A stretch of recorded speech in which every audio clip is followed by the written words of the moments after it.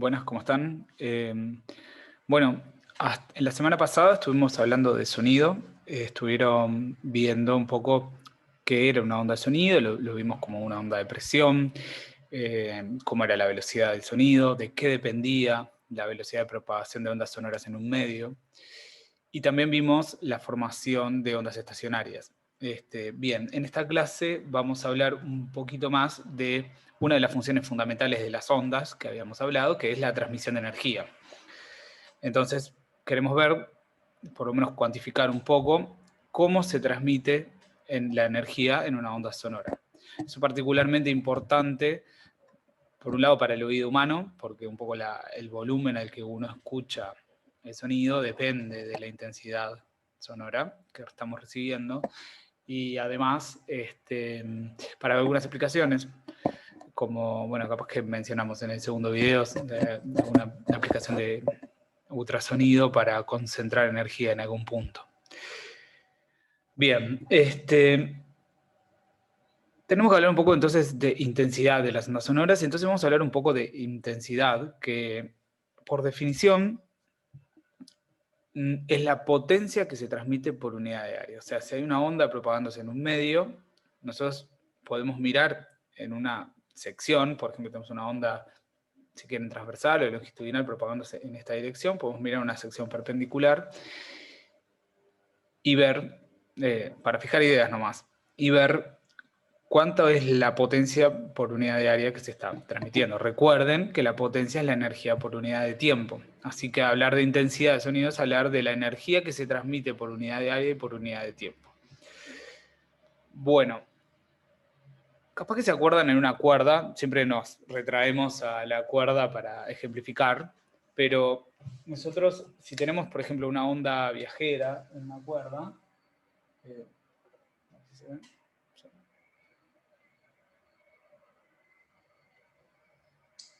Disculpen mi falta de energía hoy, estuve todo el fin de semana enfermo, así que voy a estar un poco aplastado.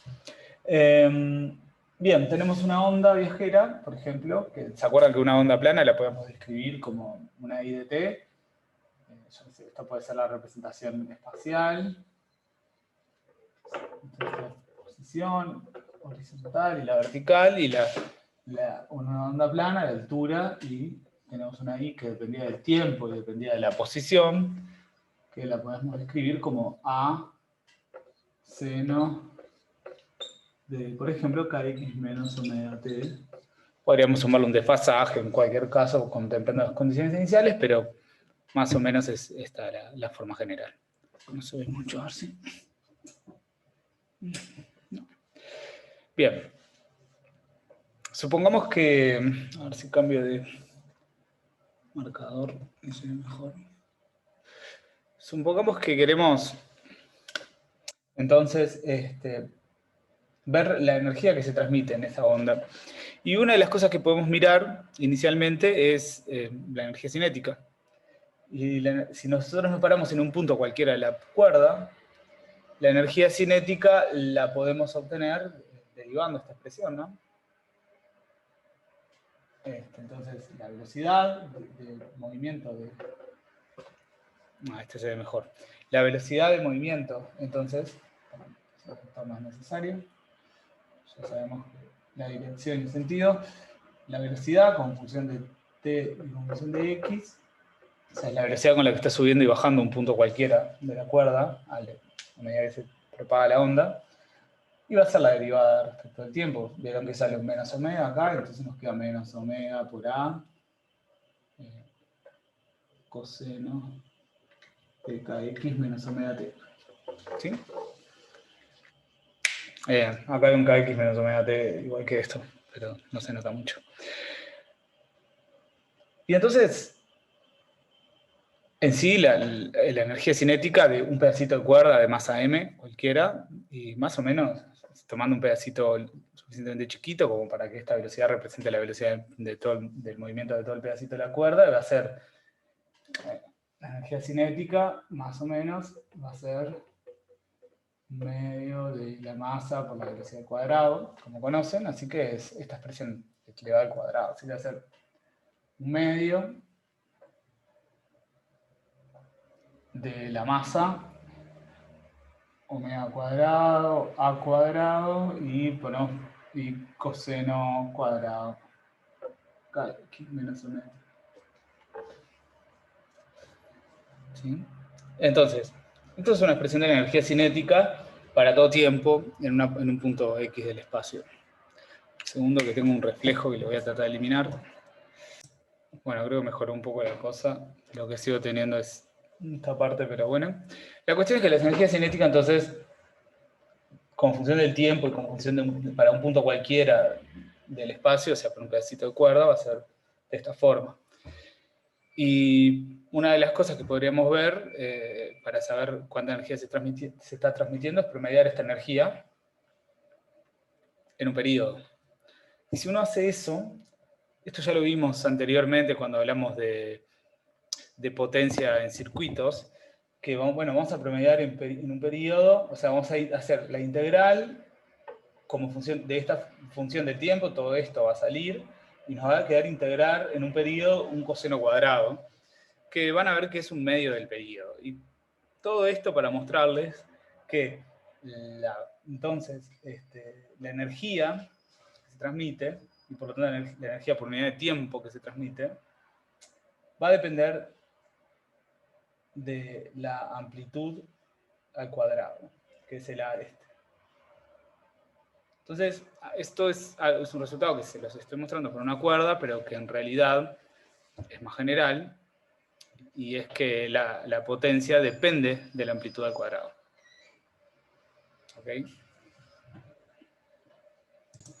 Bien. Bueno, en el sonido va a suceder algo similar, pero en vez de ser la amplitud, ser la altura máxima a la que llega, va a ser el valor máximo de la sobrepresión que teníamos.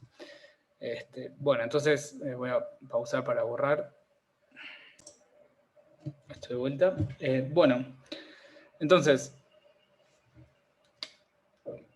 la intensidad de sonido, que supongamos que estamos en una región y estamos escuchando el sonido va a tener cierta intensidad, un sonido que estamos recibiendo, que capaz que lo generó una fuente puntual o puede ser otra cosa también.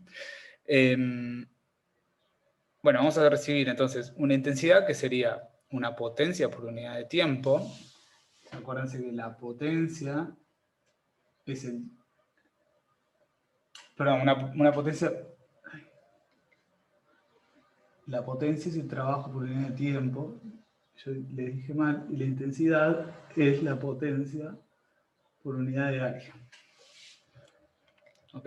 La intensidad del sonido, que es la potencia por unidad de área, que al mismo tiempo es el trabajo, o sea, la energía por unidad de tiempo que se está transmitiendo a lo largo de la onda sonora. Entonces, lo que tiene es que, por ejemplo, si tenemos una fuente puntual, la fuente puntual va a está emitiendo un sonido, por lo tanto está emitiendo una onda, pero esa onda va a tener mayor amplitud cerca de la fuente y menor amplitud más lejos de la fuente. Eso es esperable. Y por lo tanto, la intensidad del sonido va a ser menor cuanto más lejos estemos de la fuente. ¿Ok? Y en ese caso, nos remitimos a otro fenómeno que es el fenómeno de atenuación, y que cuando tenemos fuentes puntuales también se da. ¿Qué quiere decir esto? Imagínense que yo ahora estoy hablando. Si yo, supongamos que puedo hablar de una forma en la que digamos que la intensidad de sonido que estoy emitiendo en un punto cualquiera cerca de mi boca es constante, ¿no? Entonces estoy emitiendo ondas. En este caso estoy hablando con todo un espectro de frecuencias, pero imagínense que pudiera, cosa que no es posible para la voz humana, emitir una frecuencia única. Entonces yo voy a hablar y, bueno, voy a estar transmitiendo cierta energía por unidad de área, por unidad de tiempo. En particular, cuando salgo estoy emitiendo cierta energía por unidad de tiempo, o sea, cierta potencia, estoy hablando con cierta potencia. Y bueno, esa energía se va a ir propagando, pero como si consideramos que mi boca es una fuente puntual, o sea, es un punto donde se está emitiendo el sonido, la onda que se va a generar es una onda esférica que se va a ir propagando hacia afuera. Entonces, la energía por unidad de tiempo, que en principio estaba muy, muy cerca de mi boca, si dejamos que pase el tiempo, se va a propagar y va a estar distribuida, no se puede perder, no se puede ir a ningún lado. Bueno, hay algunas otras pérdidas por el propio medio, por efectos de rozamiento del medio, efectos térmicos y demás, pero que en este caso los estamos ignorando. Entonces, aun si esos efectos no sucedieran, la energía se estaría transmitiendo cada vez en un área, tomamos un frente de onda, se está propagando, y entonces la energía por unidad de área va a ser menor, porque la energía es la misma, no se perdió, la energía por la potencia, si se quiere, pero el área es cada vez mayor. Y si tenés la misma potencia, pero distribuida en un área mayor, la misma potencia distribuida en un área mayor va a ir disminuyendo la intensidad. Y eso es efectivamente lo que sucede, por ejemplo, en una fuente puntual. Entonces, si hacemos un cálculo cuidadoso, que no vamos a hacer acá, porque excede un poquito el alcance del curso, vamos a ver que la intensidad sonora, en un medio isotrópico, homogéneo y demás, en las hipótesis en las que estamos, depende entonces de la amplitud al cuadrado, que en nuestro caso es la amplitud de la presión. Ojo que acá tengo P para potencia y para presión. Vamos a poner una P minúscula para la presión. Así que bueno, delta P, que era lo que como llamábamos a la amplitud de la presión, que era la sobrepresión, la presión por encima de la presión atmosférica, que era de nuestro nivel cero. Voy a intentar poner una P minúscula. Y se acuerdan que la intensidad, como lo vimos con una cuerda, la energía por unidad de tiempo dependía de la amplitud al cuadrado. Y por lo tanto acá también va a depender de la amplitud del cuadrado sobre 2 por la densidad del medio por la velocidad de propagación en el medio. ¿Ok? Entonces tenemos que esta expresión para la intensidad de sonido en un punto cualquiera, ¿sí? Pero además, supongamos que tenemos una fuente puntual. Yo tengo una fuente puntual y, bueno, esa fuente puntual está emitiendo ondas con cierta frecuencia. Con cierta frecuencia y con cierta potencia. Entonces, capaz que a cierto tiempo t, el frente de onda se emitió un sonido, el frente de onda se propagó y quedó acá, en una esfera a cierto radio. Un tiempo después va a estar en una esfera de radio mayor. Entonces lo que podemos hacer es decir, bueno, si yo conozco la potencia con la que se emitió, la intensidad a una distancia r, cualquiera, la intensidad a una distancia r de la fuente puntual, y esto vale para fuentes puntuales nomás, o sea, una fuente que está emitiendo un sonido desde un punto dado y por lo tanto la onda se propaga esféricamente, la intensidad a una distancia r va a ser la potencia, que capaz que yo ya la conocía, por ejemplo, si es un parlante conocido y podemos setear la frecuencia por lo demás, o capaz que una medida que se hizo muy cerca del emisor y por lo tanto tenemos un estimador de la potencia, por unidad de área. ¿Y cuánto vale el área de una esfera? Va a ser 4pi por r. Muy mal.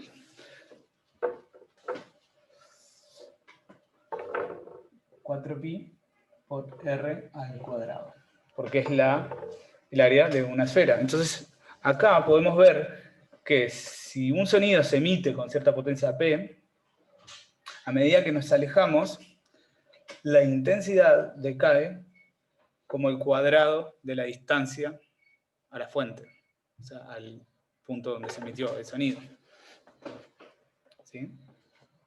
Entonces, esto, que es una atenuación natural, porque la fuente era puntual y la energía entonces se propaga, pero cada vez en una esfera mayor, y por lo tanto la intensidad, si vos te parás en un puntito, vas a percibir menos potencia, porque está distribuida en toda la superficie esférica.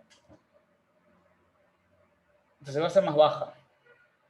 Así que Además, los medios, por ejemplo, mismo el aire, tiene otras contribuciones que hacen que la onda se atenúe, o sea, que se pierda energía, por ejemplo, efectos térmicos, efectos de rozamiento y demás, pero aún si los ignoramos,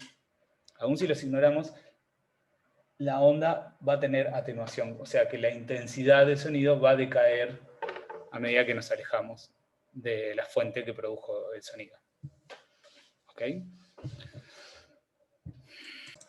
Bueno, vamos a borrar acá.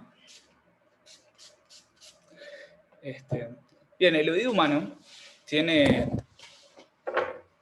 la característica de que puede percibir sonidos en rangos de frecuencia aproximadamente entre 20 Hz y 20 kHz. Más allá de 20 kHz se suele considerar que estamos en ultrasonido, porque es sonido con frecuencias superiores a las audibles. Si bien el umbral exacto depende de cada individuo, de hecho se cree que personas que tienen problemas de visión, en realidad pueden escuchar sonidos en un rango un poco más amplio porque tienen más desarrollado el oído. Pero también, o sea que tiene el oído humano, sin meternos por ahora en el funcionamiento, trabaja entre 20 Hz y 20 kHz. Pero además tiene un rango de amplitudes que recibe, que ahora ya vimos que la amplitud del sonido está relacionado con la intensidad que recibe. Vimos que la intensidad es directamente proporcional a la amplitud al cuadrado. Y por lo tanto, tiene un rango de intensidades que puede recibir el oído, que puede percibir, que generalmente están entre 10 a la menos 12 watts por metro cuadrado. Watt era la unidad de potencia, que es joule por segundo, y metro cuadrado nuestra unidad de área, y entre 10 a la menos 12 y 1 watt, o sea, 10 a la 0 watt por metro cuadrado. Entonces, en este rango de intensidades, este es el rango de frecuencias, este es el rango de intensidades, que es aproximadamente que puede percibir. Entonces, el oído humano, lo que podemos ver es que se mueve en 12 órdenes de magnitud en la intensidad, o sea que hay muchísima variación en la intensidad que puede percibir el oído humano. Generalmente, en intensidades menores de 10 a la menos 12, el oído no las percibe, o sea, no se entera, y intensidades mayores al orden de 10 a la... al orden de la unidad, o sea, de 10 a 0, y empiezan a ser problemáticas para el oído. Te va a doler, te vas a lastimar y así demás.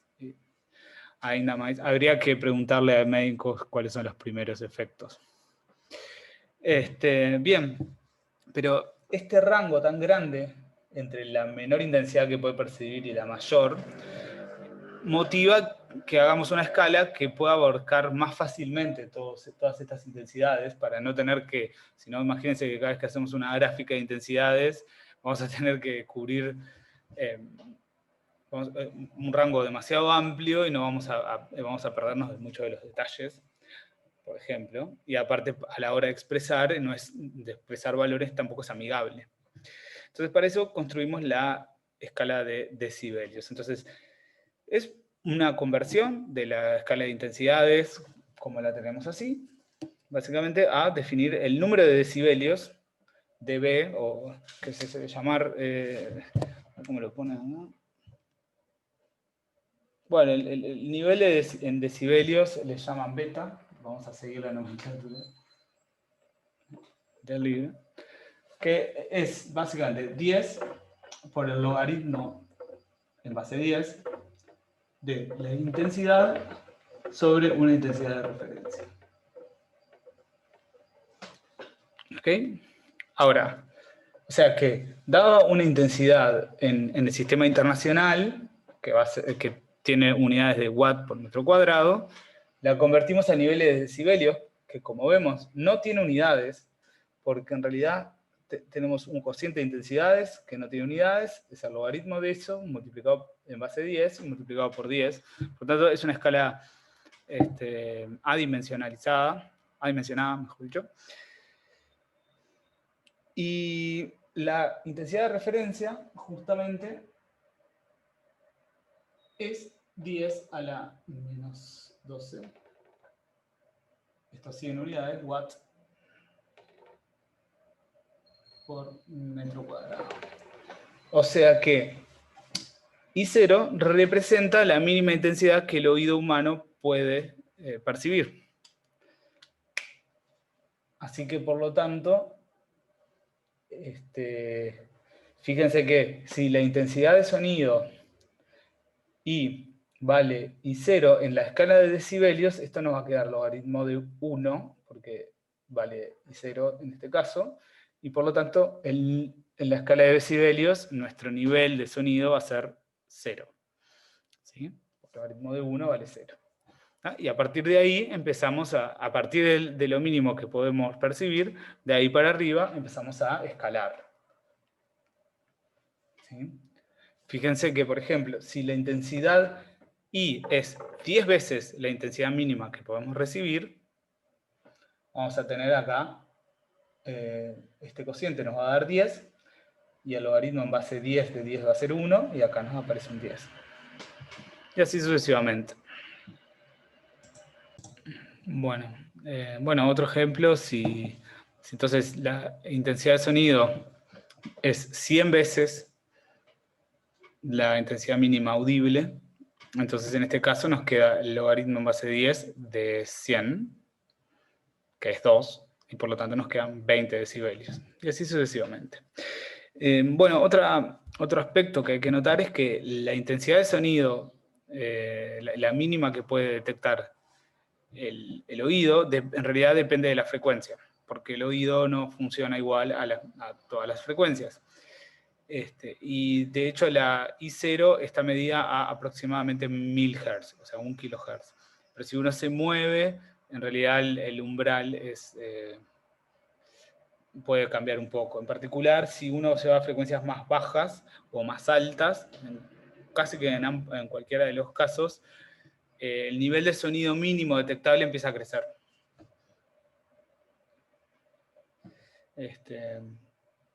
Ahora después capaz que les muestro un gráfico. Bueno, entonces esta es la escala de decibelios. Nos sirve para justamente expresar de una forma mucho más amigable la intensidad de sonido, sobre todo en relación a la capacidad que tiene el oído humano de percibir sonidos.